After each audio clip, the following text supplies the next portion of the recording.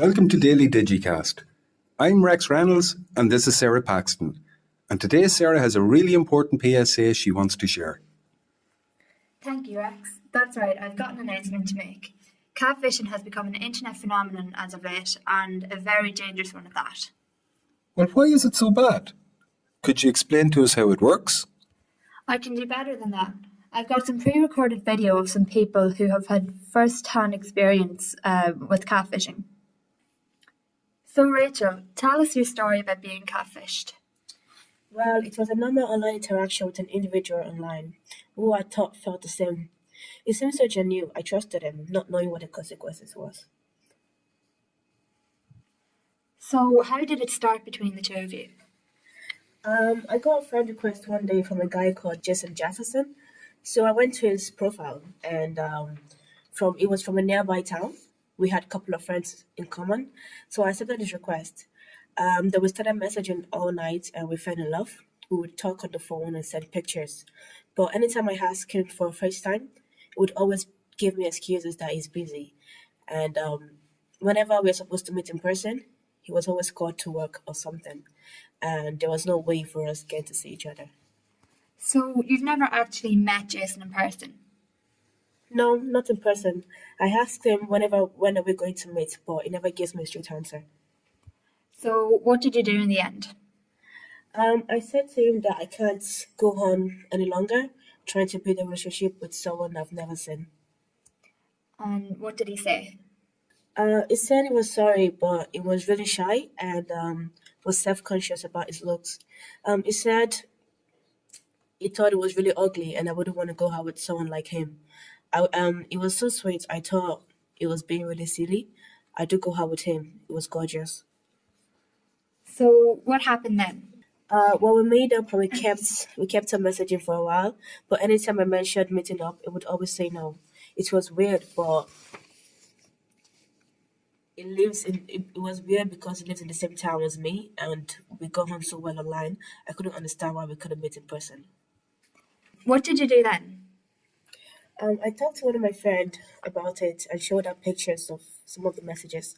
She thought it was really weird too and asked me if I was sure if it was who he says it was and if it wasn't playing string with me. I couldn't believe it. And could it be true?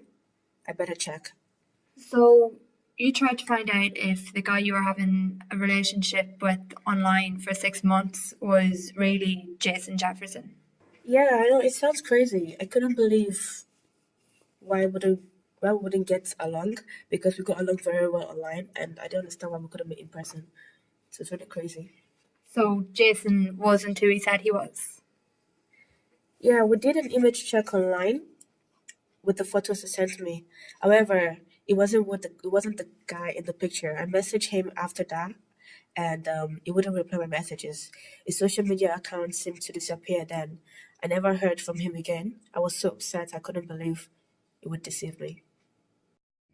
So, Jason, we've spoken to Rachel. She's very upset about what happened.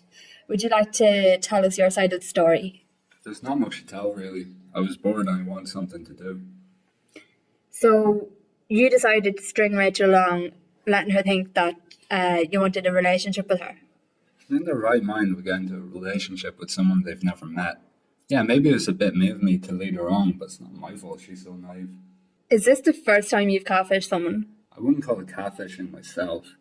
I didn't mean any harm, it's just a bit of fun. Jason, Rachel is very upset over the whole affair. She thought that you liked her.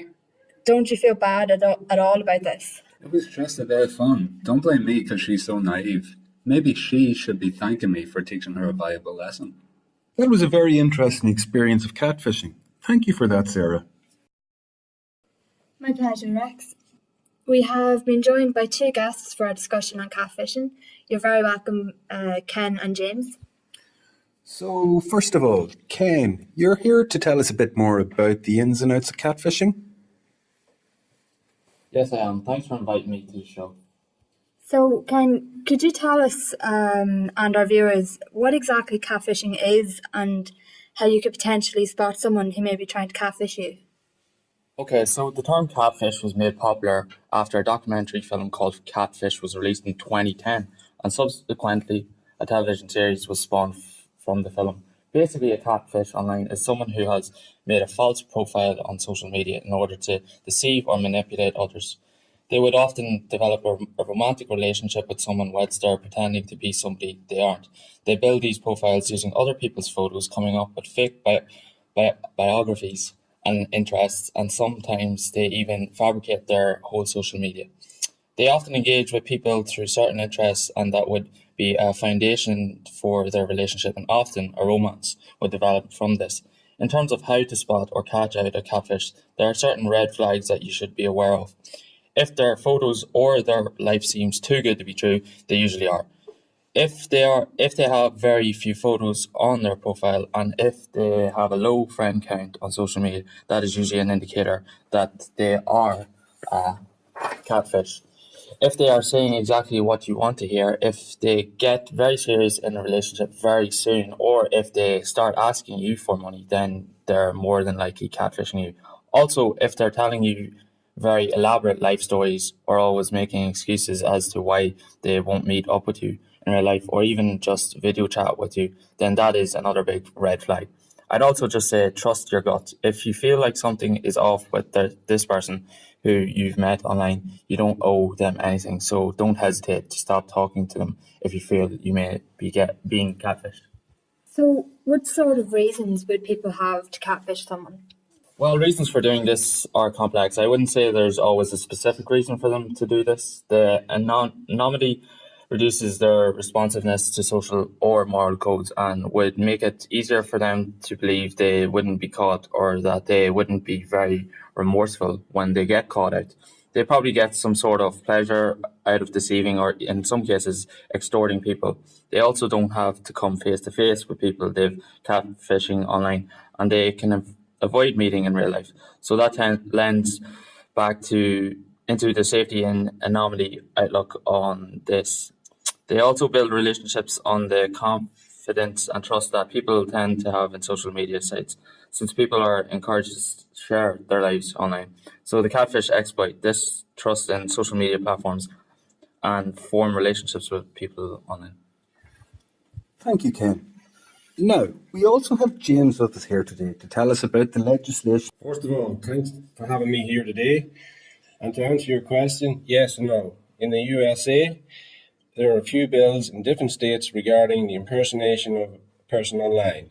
In Wisconsin, a group of legislators have put together a bill which would basically make catfishing a Class B misdemeanor. And if caught, the catfish could face up to $1,000, 90 days in jail, or both.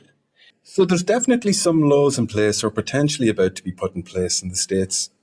But do you think that this sort of legislation to be taken in other countries? Yes, definitely, but it isn't a phenomenon in the US, it's worldwide. And of course, other countries should consider bringing in laws to make catfishing illegal. Well, thank you, James and Ken, for coming in to speak to us today about this catfish phenomenon. We hope that our viewers now know a little bit more on the subject and can be a little bit savvier if they ever come across a catfish. That's all for today, folks. I'm Rex Reynolds. And I'm Sarah Paxton. Thank you for tuning in to today's Daily Digicast. See you tomorrow.